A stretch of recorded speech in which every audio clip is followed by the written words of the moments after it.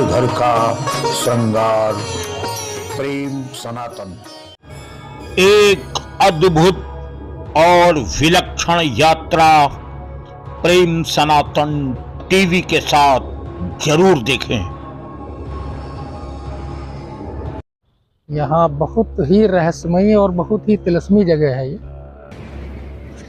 रहस्य, तिलस्म, रहस्यमयी खजाना जिसकी रक्षा कर रहे हैं यक्ष और गंधर्व, मणिधारी नाग जिसकी रक्षा कर रहा है, रहस्यमयी गुफा 17 फीट के मानो। आखिर क्या रहस्य है नैमिषारण्य के इस चित्रकूट का, और इस चित्रकूट से क्या संबंध है भगवान श्री राम का?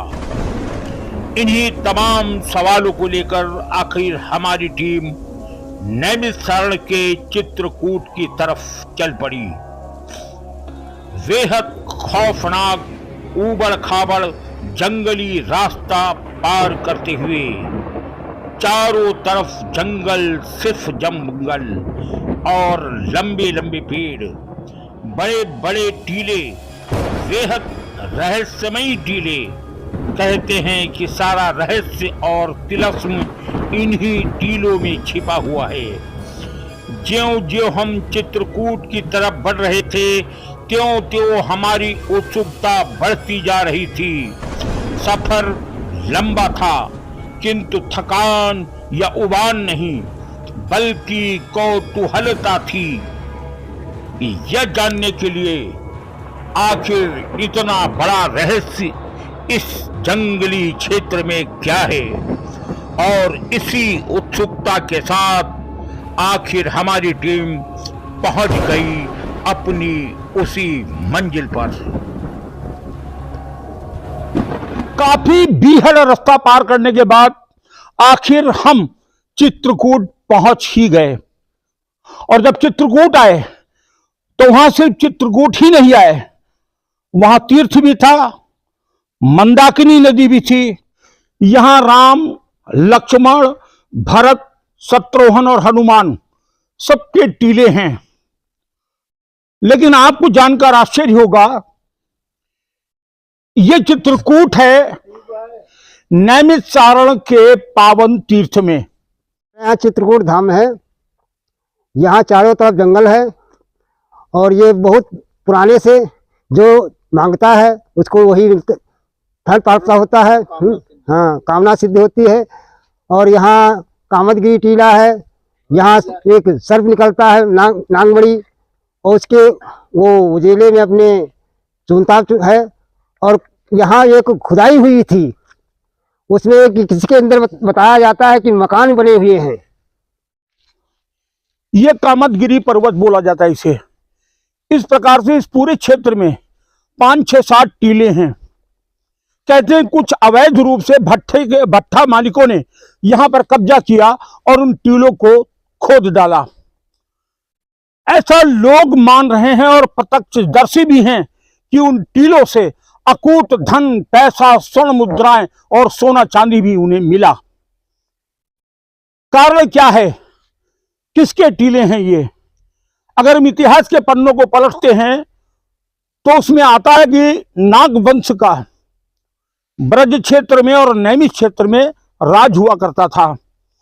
और नैमिष में पद्म नाम के नाग राजा रहते थे, जो बाद में यहां से मणिपुर चले गए। और आज भी इच्छाधारी नाग की कथा इस पर्वत से जुड़ी है, और आज भी वो इच्छाधारी नाग यहां लोगों को दर्शन देता है। यही वो टीला है जिसमें अकूत खजाना छिपा हुआ है, और उस खजाने की रक्षा करते हैं यक्ष, गंधर्व और एक मणिधारी इच्छा नाग। क्या है मणिधारी इच्छा नाग का रहस्य, ये जानने के लिए हमने बात की स्थानीय लोगों से। तो क्या कहा उन्होंने मणिधारी सांप के बारे में, आप भी सुने। ये हमारे पीछे कामदगिरी टीला है। इस टीला पर दीपावली और होली को यहाँ सर्प निकलता है मड़ी वाला, वो यहाँ हम लोग देखते हैं, हमारे बुजुर्ग पुरखों ने सबने देखा है। आज भी ये वो रात में, अंधेरी रात में बहुत चमकती हुई चीज़ दिखाई पड़ती थी, तो लोगों का कहना था कि यहाँ मणिधारी सांप भी रहते हैं। कामदगिरी टीला है, हमारे चित्रकूट धाम कामदगिरी टीला है, वहाँ से सांप चलता है, वो मणि उगलता है, उसके उजेरे में चरता चुनता है। लेकिन जब एक महंत ने इस टीले को एक व्यापारी के हाथों बेच दिया, तब यहाँ रहने वाले नाग ने क्रोधित होकर कैसे बदला लिया, आप सुनिए। पहले यहाँ पे नागवंशी और यक्ष लोग रहते थे इसकी खजाने की रक्षा के लिए। तो यहाँ जो हमारे यहाँ के महंत थे, महंत जो पहले महंत हुआ करते थे, उनका जो चेला था उसने कभी अपने एक टीले को बेचने का प्रयास किया था। तो उसको बताते हैं कि एक सांप काटने के लिए आया था, तो रास्ते से जहाँ से गुजरता था वहाँ से आग लग जाती थी। चित्रकूट कामदगिरी पर्वत टीला है, इसमें एक मणि वाला सांप है, इसमें माया है। और वो सुधियों के हाथ बिका था, तो बाबा राम शरण को दसने के लिए जब आया था तो सर्पों पर चढ़कर आया था।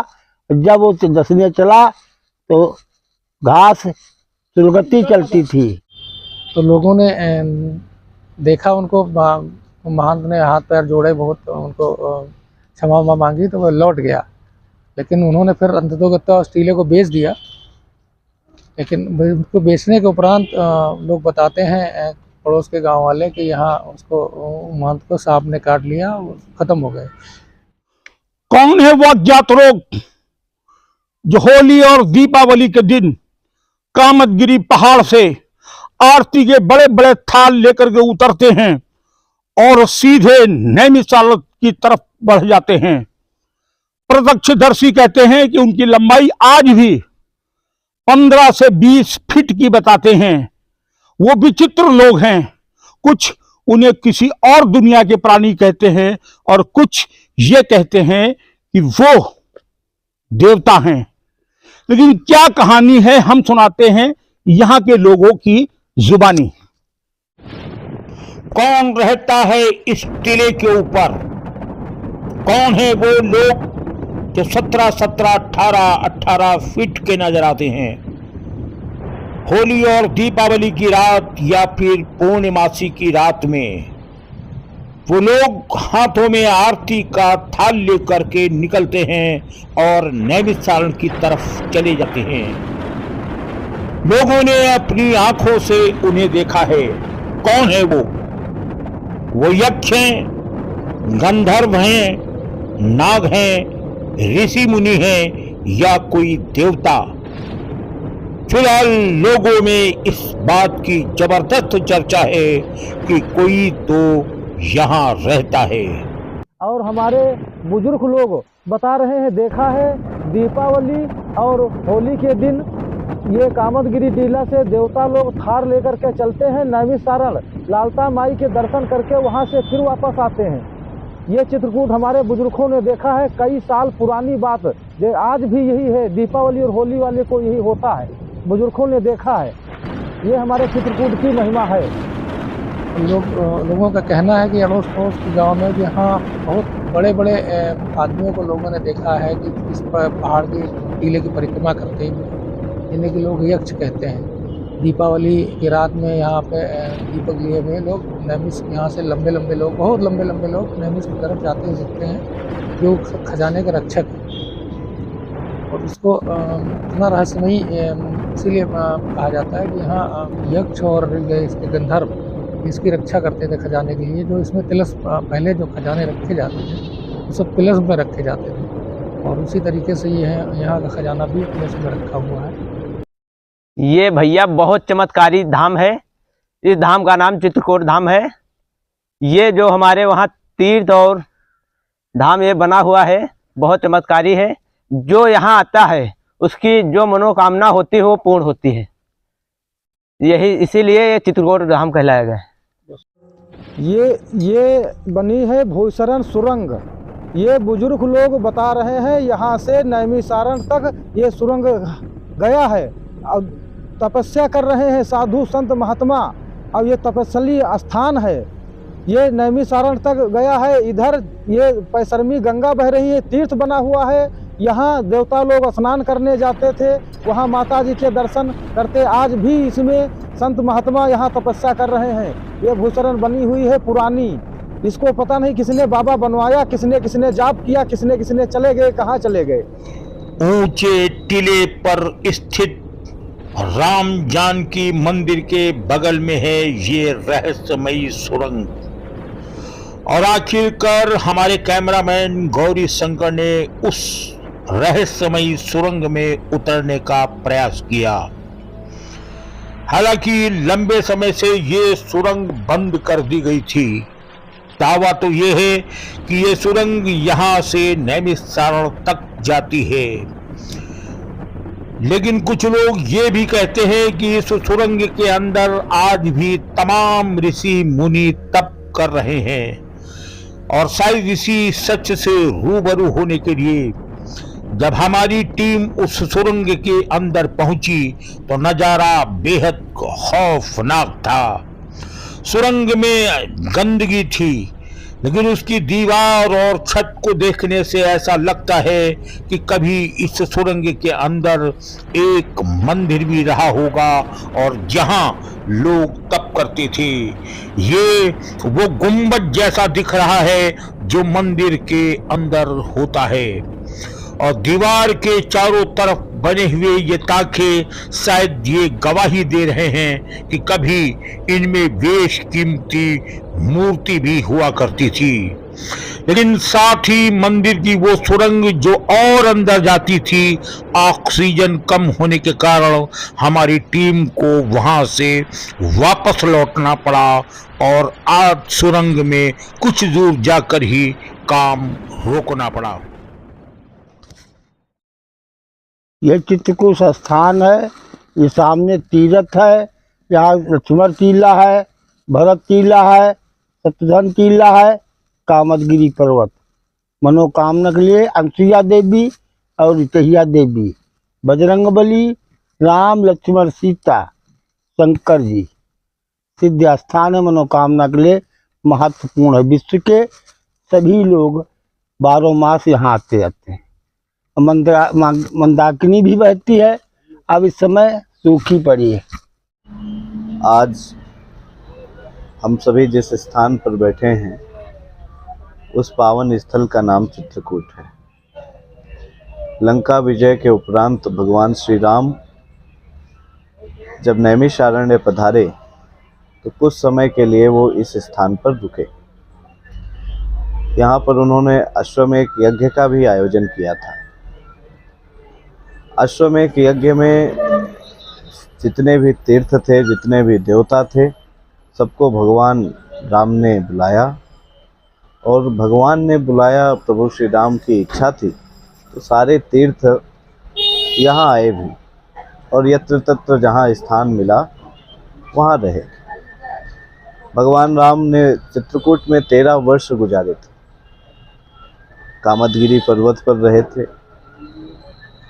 तो कामदगिरी पर्वत और चित्रकूट भी प्रतिनिधि स्वरूप यहाँ आया और इस स्थान पर स्थापित हुआ।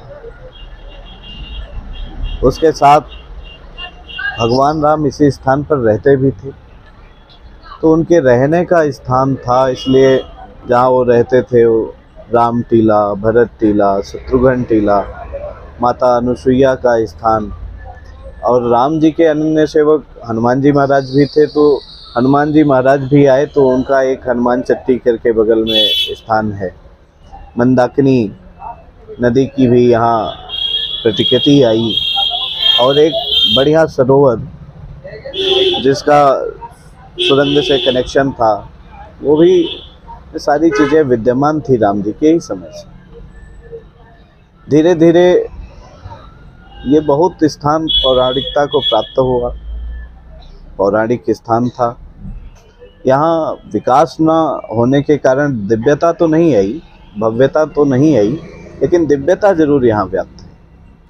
भव्य न होने के बावजूद भी ये प्राकृतिक सुरम्य मनोरम्य स्थान है। अगर थोड़ी देर आप बैठेंगे यहाँ, थोड़ी देर में अपने आप यहाँ ध्यान आपका लग जाएगा। ऐसी स्थिति केवल इस पवित्र क्षेत्र में आज भी विद्यमान है। इस कुंड में नहाने का ये जो सरोवर था, इस सरोवर में नहाने से सभी तीर्थों के नहाने का पुण्य प्राप्त होता था। भगवान राम पर जो ब्रह्म हत्या का पाप लगा, वो भी इस सरोवर में नहाने के बाद उनका पाप दूर हुआ। जगह जगह इस 84 कोस व्यास में सरोवर थे और राम जी सभी सरोवरों में स्नान कर रहे थे। ये आखिरी सरोवर था जिसमें राम जी ने स्नान किया। इसके साथ ही ये ऐसा सरोवर है, आज भी इसमें यदि कोई स्नान करता है तो उसको अनंत पुण्यों की प्राप्ति होती है। और जो मन में कामना रख कर के आता है, वो सारी कामना यहाँ जो सीताराम जी का विग्रह है उसके दर्शन करने से पूर्ण होती हैं। हनुमान चट्टी जो है उसमें हनुमान जी आज भी जागृत अवस्था में हैं। अगर मन में किसी ने संकल्प करके यहाँ 3 बार चोला हनुमान जी पर चढ़ा दिया तो उसके किसी भी प्रकार के काम हो, चाहे भौतिक, आध्यात्मिक, सारे प्रकार के कार्य उसके सिद्ध होते हैं और दैहिक, दैविक, भौतिक सारे तापों से उसको मुक्ति मिलती ही है। ऐसा सुरम्य स्थान है।